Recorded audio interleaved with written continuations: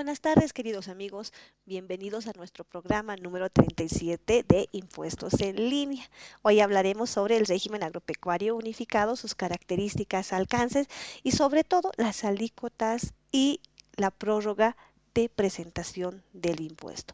Vamos a comenzar señalando que el régimen agropecuario unificado es un régimen especial creado para facilitar el pago simplificado de impuestos por actividades agrícolas y pecuarias, así como también por actividades, ¿no?, de avicultura, crianza de aves, apicultura, crianza de abejas, floricultura, cultivo de flores, cunicultura, crianza de conejos y piscicultura, ¿no?, crianza de peces. Vamos a señalar indicando que podemos encontrar toda esta información en el Decreto Supremo 24463 del 27 de diciembre de 1996. Entonces, estas actividades están enmarcadas de acuerdo a los límites establecidos de acuerdo a esta normativa.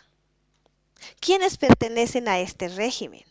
Bueno, pertenecen a este régimen las personas naturales que realizan las actividades anteriormente mencionadas, vale decir, agrícolas o pecuarias, y las otras actividades como la apicultura, avicultura, floricultura, cunicultura y piscicultura.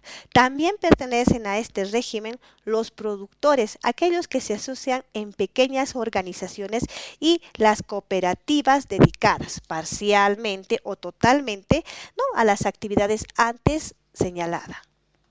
¿Quiénes no pertenecen a este régimen?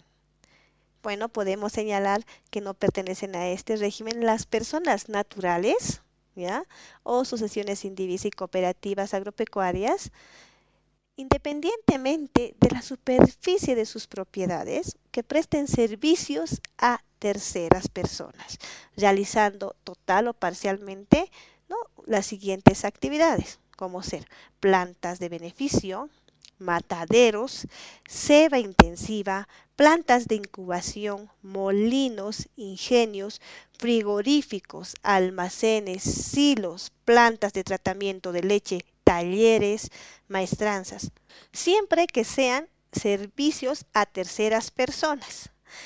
Si yo, como contribuyente, tengo un predio que está dentro de los límites establecidos del RAU y tengo un ejemplo, un molino que lo uso de manera particular para moler el maíz que cosecho, en todo caso, sí puedo estar registrado en el RAU, porque no lo estoy usando no para el servicio a terceros, para alquilar a terceras personas. También las personas naturales y sucesiones indivisas, independientemente de sus actividades, y cuya propiedad rural supere los límites máximos, tampoco pertenecen a este régimen.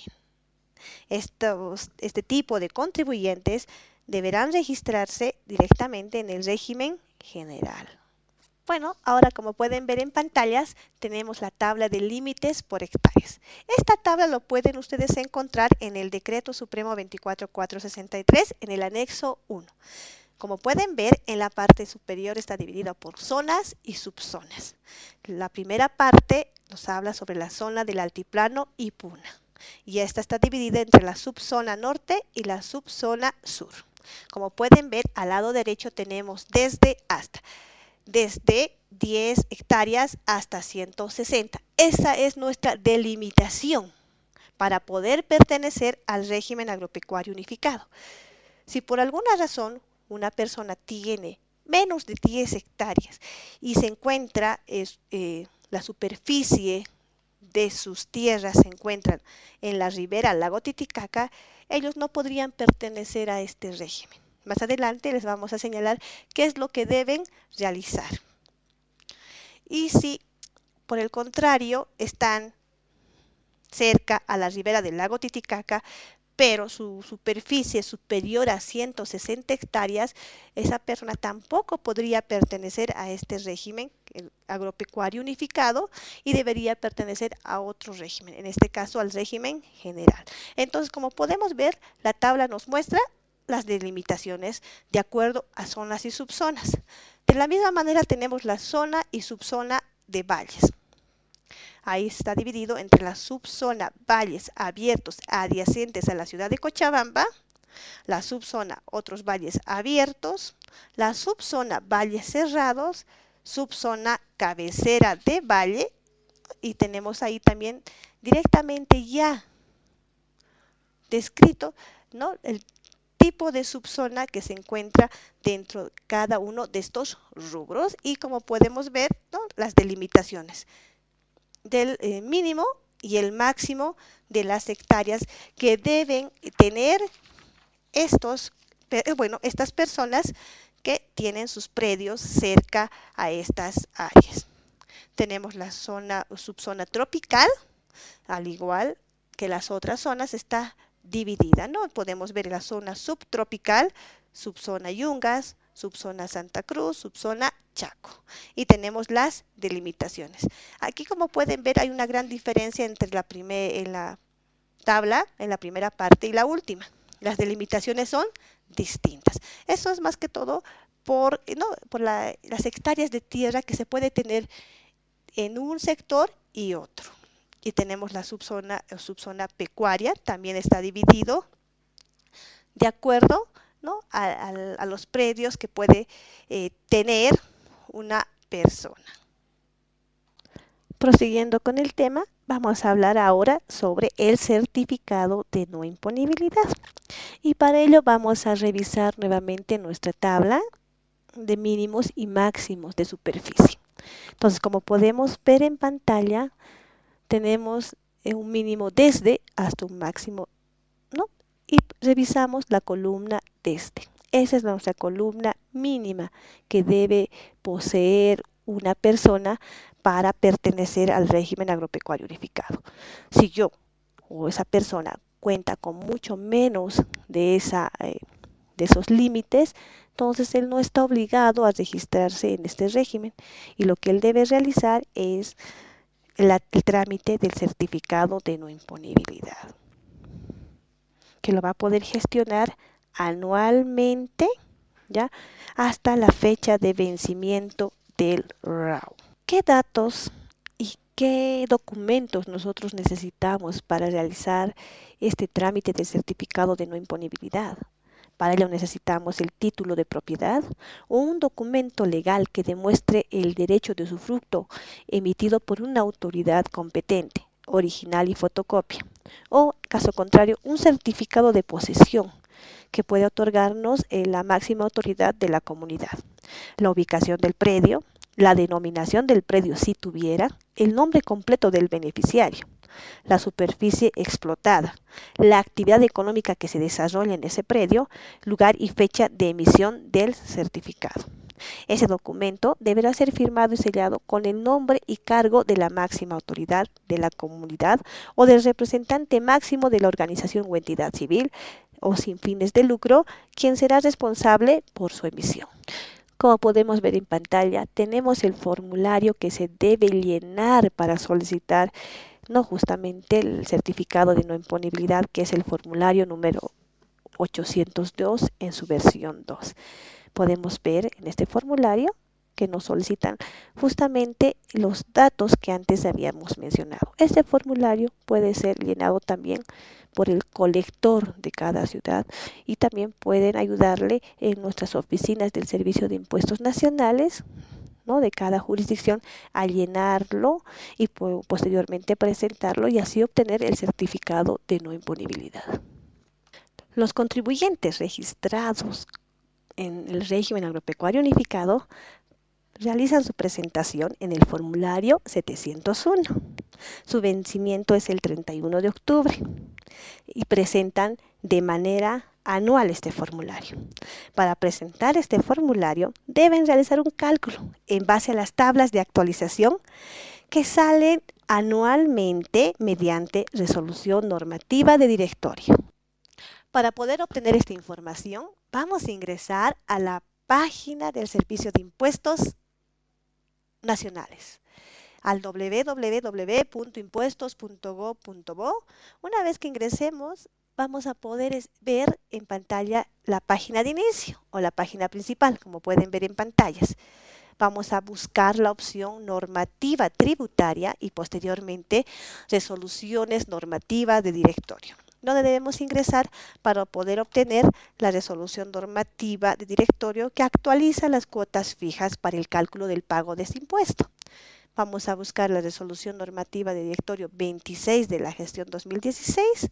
Claramente nos dice en su título resolución normativa de directorio número 10.0026-16, actualización de cuotas fijas por hectárea del régimen agropecuario unificado para la gestión 2015. Ingresamos a esta resolución normativa de directorio y lo podemos ya ver en nuestra pantalla. Nos vamos a ir a la parte inferior a verificar el artículo. Tiene un único artículo que nos señala actualizar para la gestión 2015 el valor de las cuotas fijas por hectárea del régimen agropecuario unificado RAU, establecido en el anexo del decreto supremo, como podemos ver aquí, 24463. En la parte inferior vamos a poder ver el anexo número 2, gestión 2015, régimen agropecuario unificado de cuotas fijas por hectárea expresado en bolivianos. Vamos a poder ver que también está dividido en zonas y subzonas, al igual que nuestra tabla de superficie mínimas y máximas que debe cumplir una persona para registrarse en el régimen agropecuario unificado. Este dato o esta información nos va a servir para poder realizar el cálculo del pago del impuesto. Lo que vamos a hacer es verificar a qué zona o subzona pertenecemos, registrar el dato si nuestra actividad es agrícola o es pecuaria y vamos a multiplicar por las hectáreas por las hectáreas de trabajo. En este caso, si solo nos dedicamos a una actividad, entonces multiplicaremos por el total de hectáreas registradas ante el Servicio de Impuestos Nacionales. Ahora vamos a pasar a ver el llenado del formulario 701. Y vamos a ver también en él cómo nos va a ayudar la resolución normativa de directorio 10.0026 de la gestión 2016, que lo acabamos de ver en pantallas, ¿no? Para realizar justamente nuestro cálculo y obtener así el resultado para el pago de nuestro impuesto. Ustedes ven en pantalla que contamos con un pequeño ejemplo, el cual vamos a leer, ¿no? Y dice: el señor Roger Chambi tiene 120 hectáreas en la ribera del lago Titicaca, las cuales están destinadas a la crianza de las ovejas. Entonces, podemos advertir que Roger Chambi tiene una actividad pecuaria. Y habíamos visto ya nuestra tabla en el decreto supremo 24463, donde nos ha mostrado los límites mínimos y máximos. Ya pudimos advertir que el límite mínimo para la subzona norte ribereña al lago Titicaca era 10 hectáreas y la superficie máxima era de 160 hectáreas. Entonces Roger Chambi cumpliría con la característica de estar dentro de los límites establecidos por el régimen agropecuario unificado. Bueno, el formulario 701, los contribuyentes registrados nuevos que cuenten con la tarjeta MASI lo van a poder presentar de manera digital, ¿ya? Aquellos que no cuenten con la tarjeta MASI lo van a poder presentar en un formulario preimpreso realizado de manera manual, el cual lo van a poder recabar en cualquier oficina del Servicio de Impuestos Nacionales, en las colecturías autorizadas por el Servicio de Impuestos Nacionales y en las entidades financieras también autorizadas. Vamos a llenar el formulario 701 ya de forma digital y vamos a ingresar para ello a la página principal del Servicio de Impuestos Nacionales, que es www.impuestos.gov.bo, y luego vamos a elegir MASI oficina @virtual. Posteriormente, debemos también seleccionar la ventana de servicios al contribuyente y nos va a habilitar una nueva ventana donde debemos en este caso, seleccionar el portal de declaraciones juradas. Posteriormente, una vez ya dentro de la oficina virtual, vamos a digitar nuestro NID, nuestro usuario y nuestra contraseña. En la parte inferior tenemos ya descrito una serie de números y letras, las cuales también tenemos que digitarlas y aceptar. Una vez dentro de la oficina virtual, vamos a seleccionar la opción de declaraciones juradas y posteriormente elegir la opción de formularios. Seleccionar el formulario a declarar, el periodo y el año, ¿no? Los cuales debemos elegirlos correctamente. Para esta gestión, diciembre, y seleccionamos el año o el periodo 2015. Posteriormente, vamos a seleccionar declarar. Vamos a proceder ahora con el llenado del formulario digital. Como ustedes pueden ver, el rubro A, la cabecera de la declaración jurada, ya tiene datos registrados. Y son estos datos que se consignan automáticamente porque en el paso previo ya los hemos registrado. Entonces, la diferencia entre un formulario digital y un formulario preimpreso es que estos datos no los va a tener consignados. Un formulario preimpreso, ¿qué nos va a solicitar o qué información debemos registrar en este formulario? Primero, el nombre y apellido o razón social del contribuyente. Para el ejemplo, Roger Chambi. El NID. Y vamos a digitar el NID correspondiente a este contribuyente. No nos va a pedir el periodo, solo nos va a solicitar la gestión y para ello vamos a consignar 2015. Adicionalmente también nos va a pedir que registremos si el formulario a declarar es original y vamos a tener que consignar en esa casilla con una X. Ahora nos vamos al rubro C, identificación del predio en el área rural. En ambos casos, tanto el digital como el preimpreso, nos va a solicitar la misma información. Entonces vamos a proceder al llenado. No nos pide el departamento. Nuestro ejemplo indicaba que estábamos Ribera al lago Titicaca, en el departamento de La Paz. Entonces consignamos para el ejemplo La Paz, ¿no? Provincia. Entonces vamos a elegir la provincia donde pertenece nuestro ejemplo. En este caso, la provincia Manco Cápac. ¿No? Y digitamos el nombre de la provincia. Podemos ver que ya nuestros códigos de alcaldía, título de propiedad, fecha del título de propiedad ya está registrado y estos datos ya los han consignado al momento de registrarnos en el padrón biométrico digital. Estos datos en el formulario digital ya directamente nos aparece automáticamente, pero estos datos nosotros los tenemos que digitar de manera manual en nuestro formulario preimpreso. ¿Y dónde vamos a contar con esta información? En nuestro título de propiedad. Si no contamos, por ejemplo, con el código de alcaldía, lo podemos solicitar a través de nuestra línea gratuita del Servicio de Impuestos Nacionales, ¿no? Llamando al 810-3444. Entonces, en esta línea le van a poder proporcionar este dato. Posteriormente, vamos a ir llenando las otras casillas, ¿no? Directamente. También vamos a registrar la casilla de denominación del predio. Si es que lo tuviese, en este caso también automáticamente ya nos ha registrado el sistema, porque seguramente al momento de nosotros de habernos registrado, de habernos inscrito, hemos proporcionado este dato. Si no tuviéramos este dato, pues entonces no lo consideramos. Las filas de número de socios y las filas de subpredios, ya estas ambas filas no las vamos a utilizar porque no es válido para nuestro ejemplo. Como pueden ver ustedes, la fila directamente de extensión total del predio ya lo tenemos registrado. con 120, ¿no? 120, que son las hectáreas con la que contamos, ¿no? Como también tenemos ya directamente la fila del área para actividades pecuarias, porque ese dato, perdón, ya lo hemos registrado al momento de inscribirnos. El rubro D, determinación de la base imponible del impuesto para actividades agrícolas, tenemos en la primera parte, y en la segunda tenemos la determinación de la base imponible del impuesto para actividades pecuarias.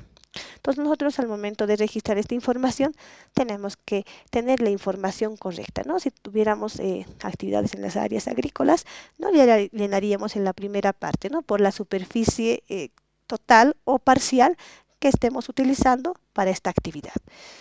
Como nuestra actividad es pecuaria, utilizamos la segunda parte y para ello vamos a comenzar con el llenado del código de zona. Para el código de zona, en este caso es el 121. Una vez que introduzcamos esta información, ya vamos a proceder al cálculo del área de hectáreas y, por supuesto, a la determinación del impuesto. Si yo no tuviera este dato del código de zona, yo lo puedo solicitar en la administración tributaria, en servicio al contribuyente, o llamando a la línea gratuita 810-3444, donde me van a poder ayudar con esta información. Esta información yo debería, o el contribuyente debería tenerlo en su certificado de inscripción, del cual solamente debe copiar esta información, ¿no? Porque ya directamente en nuestra oficina virtual el sistema ya le ha proporcionado esta información al momento de inscribirse. Posteriormente vamos a llenar nuestra superficie. Para nuestro ejemplo eran 120 hectáreas. Y luego vamos a también registrar la cuota actualizada, la cual la obtenemos en nuestra resolución normativa de directorio 26 del 2016. Buscamos nuestra tabla de actualización para la gestión 2015. Buscamos la zona de Altiplano y Puna, subzona norte, ribereña al lago Titicaca. Tenemos dos columnas, una columna, ¿no?, de cuota actualizada de las actividades agrícolas, como podemos ver en pantalla, y la otra que se refiere a la actividad pecuaria. Como podemos ver, nuestra cuota actualizada para la gestión 2015 para la actividad pecuaria es 2.25. Este es el dato que vamos a introducir directamente en nuestro formulario. 2.25. Como estamos realizando el cálculo de manera digital, automáticamente el sistema nos genera el resultado, ¿no? El importe a pagar va a ser 270. Si yo estuviera realizando este cálculo de manera manual, tendría que multiplicar 120 por 2.25 y el dato exacto tendría que salir 270. Entonces, como podemos ver, ya nos muestra toda la información. Bueno, ahora solo nos queda registrar en la casilla 576, la información proporcionada en la casilla 996, que son los 270, ¿no? ¿Por qué consideramos o por qué registramos en esta casilla? Porque ahí vamos a indicar el impuesto que vamos a pagar. Si ustedes ven en pantallas, ¿no?, en la casilla 576 fila E dice impuesto a pagar en efectivo. Esta casilla es manual, no es automática, por lo tanto debemos digitar el importe a pagar. Posteriormente, para concluir con nuestra presentación y declaración del formulario 701, vamos a seleccionar la opción aceptar. Y nos va a generar la siguiente ventana, ¿no?, donde vamos a seleccionar enviar el formulario al SIN. Seleccionamos esa opción y nos va a aparecer automáticamente una información importante de aceptación de la declaración jurada. Aceptamos porque lo hemos declarado correctamente, ¿no? Y nos va a generar, en este caso, como lo hemos registrado de manera digital, nos va a generar nuestro número de trámite, el cual podemos tomar nota, ¿ya? O imprimirlo para poder apersonarnos a cualquier entidad financiera autorizada para el pago de este impuesto.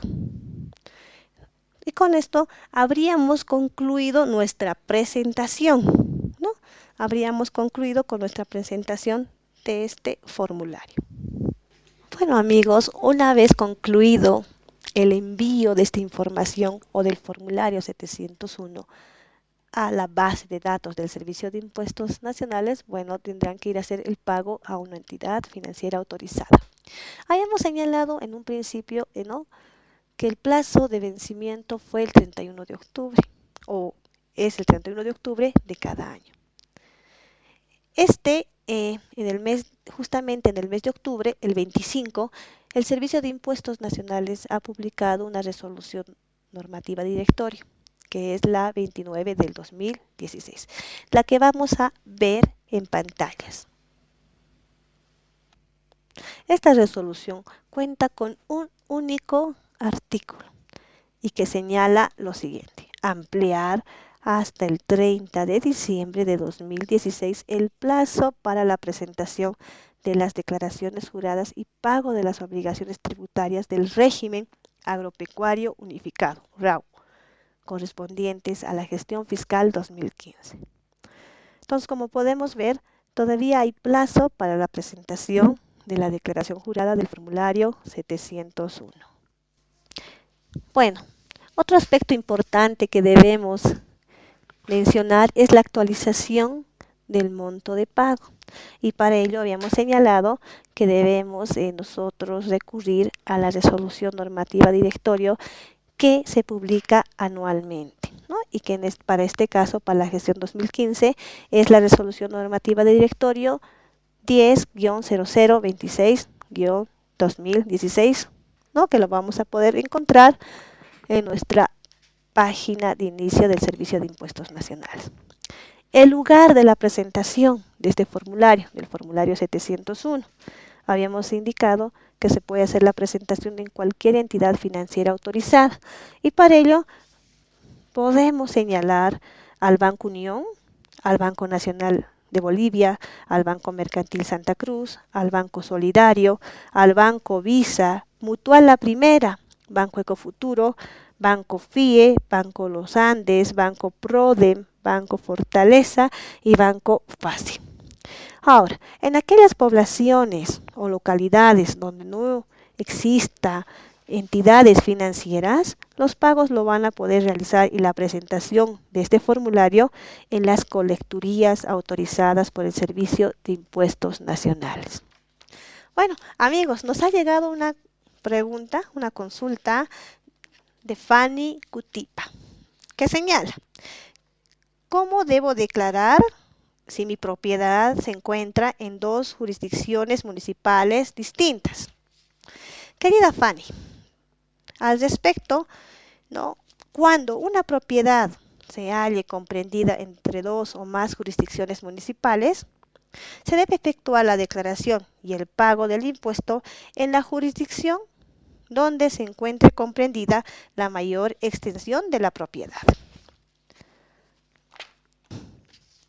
Amigos, no se olviden de realizar sus consultas a través de nuestra línea gratuita 810-3444 o escríbanos al Facebook, búsquenos como Servicio de Impuestos Nacionales, o pueden realizar sus consultas al pie de este video. Muchas gracias por habernos acompañado durante este programa y los espero la próxima semana.